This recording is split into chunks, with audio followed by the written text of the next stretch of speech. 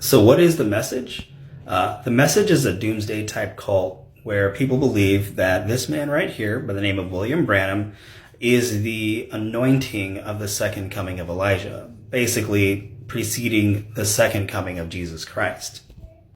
He was born in 1909 in this tiny little shack here, where he claims that a pillar of light or fire came through that little window there and hovered over him, giving him the anointing of Elijah. People really believed that he was about just as holy as God himself. And in 1950, another pillar of fire or light was photographed, this time over him. So that really cemented it for a lot of people. They really believed that this guy was the real deal. And to be fair, a lot of religious leaders, did back then. In fact, a former congressman by the name of William Upshaw claimed to be healed by William Branham of a 59-year affliction, which really helped increase his fame. He also happened to be the only American deliverance minister to have a successful European campaign at that time. So there was no doubt the man was definitely an enigma. If I had to describe what most message churches are like, it's a mixture of Pentecostal, Armenian, and lots of fire and brimstone.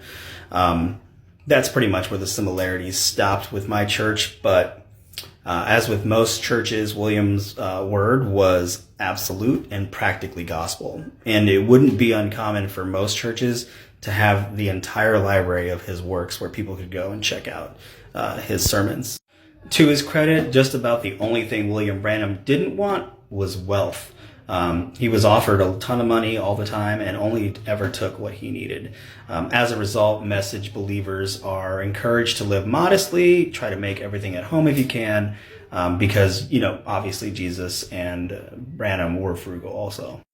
While there are several message churches out there, there are also churches that take, all of these teachings to the extreme. And that's kind of where my church comes in, which I'll talk about more specifically, as the series goes on. But one thing is for sure that as time went on, more and more mainstream Pentecostal churches and Assemblies of God realized that Branham's teachings were pretty extreme, even for them.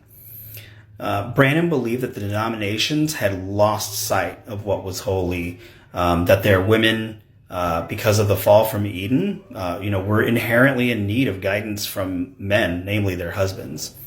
Primary teaching was that the original sin wasn't just disobedience, but that Eve had sex with the serpent, and as the serpent was the missing link, the serpent, was able to crossbreed, and that's how Cain was born.